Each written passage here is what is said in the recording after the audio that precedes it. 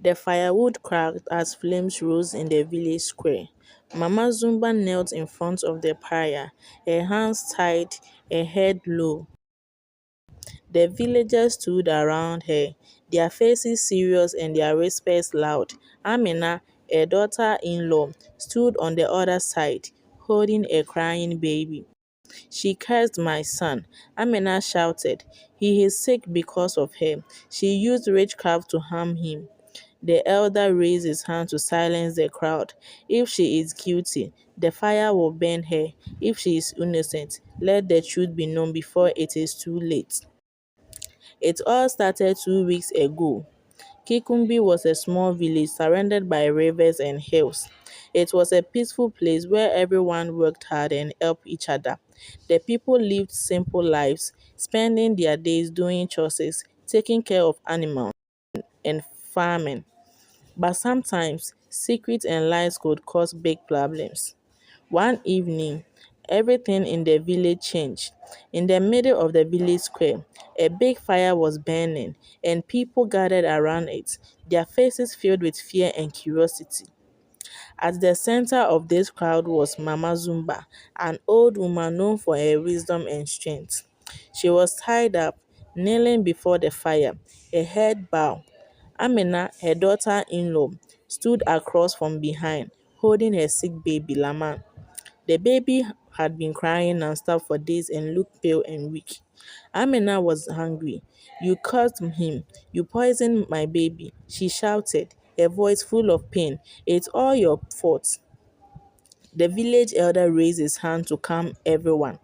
If Mama Zumba is guilty, the fire will prove it. If she survives, she is innocent.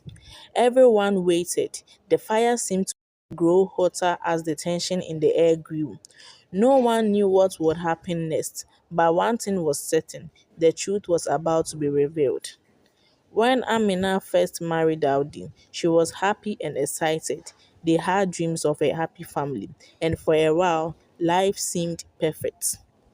But there was one problem: Mama Zumba, Daudi's mother. She was strict and often complained about how Amina did things. The stew doesn't have enough salt. Mama Zumba would say, you didn't clean the yard well enough. Do it again. No matter how hard Amina tried, it never felt like enough.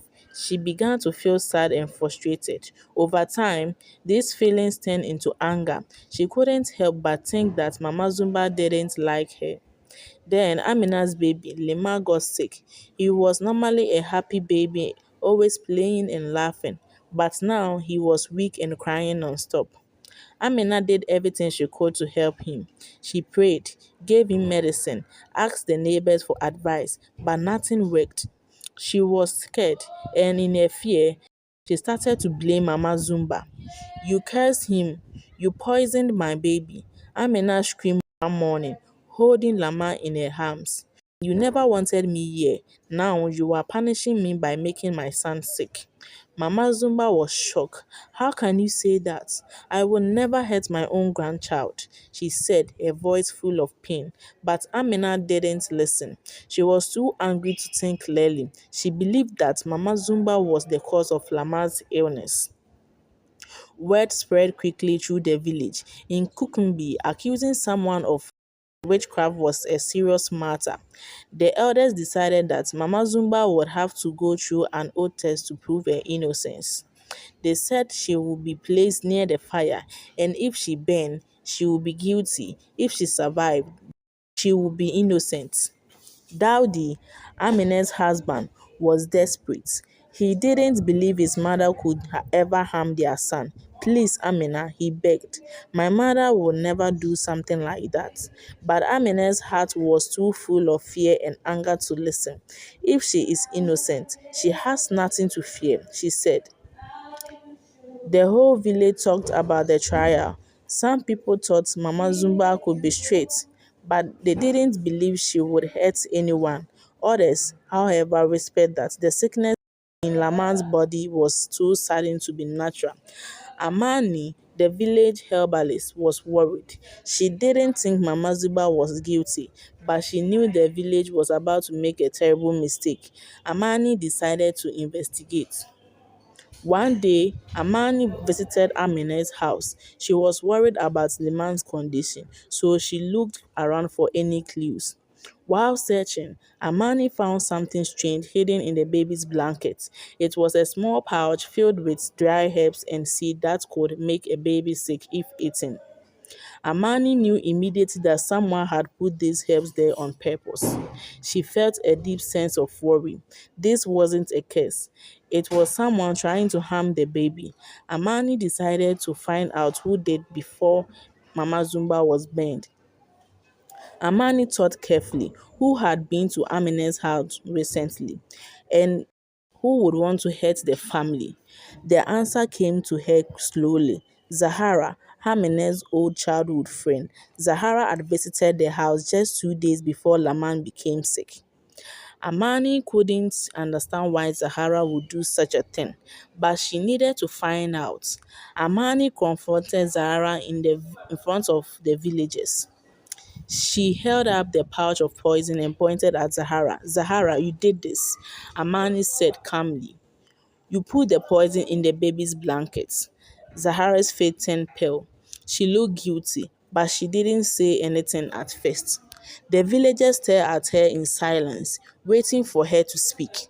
Finally, Zahara broke down and confessed, yes, it was me, but you don't understand. Amina, years ago at the village feast, you humiliated me in front of everyone. You made me look foolish and everyone laughed. I couldn't forget that day. I wanted to get back at you. I wanted to ruin your life like the way you ruined mine. Amina couldn't believe what she was hearing. I didn't even remember the day. Zahara, I never meant to hurt you, but Zahara wasn't finished. You don't get it. I wanted to make you feel the way I felt, alone and humiliated. That was why I poisoned your baby. I knew you would blame Mama Zumba, and I wanted to see you suffer. The elder, who had been watching, quietly stepped forward. His voice was firm as he spoke. Zahara, your hunger has caused great harm. You will be banished from Kikumbi. You may never return to this village.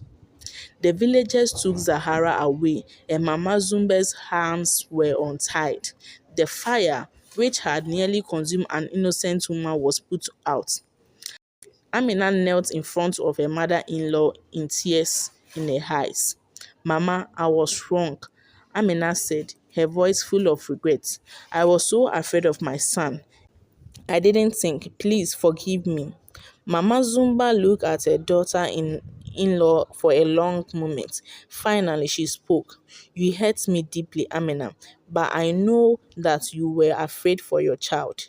We have all made mistakes, but we can heal and move forward. For Laman's sake, we must be a family again. The village slowly returned to normal, but the events of the past days would never be forgotten. The fire had been lit, but the truth had been brought bright, and it had saved Mama Zumba's life. From that day on, Amina and Mama Zumba worked together to heal the wound that had divided them. The village learned a valuable lesson. When fear and anger cloud judgments, it can lead to terrible mistakes. But with the truth and forgiveness, even the deepest wound could be healed. And so, Kikumbi remained a peaceful village where the flames of suspicion were never allowed to burn too bright again. And though the fire was never lit, its heat lingered, a reminder of how close they had come to burning the truth and an innocent woman alive.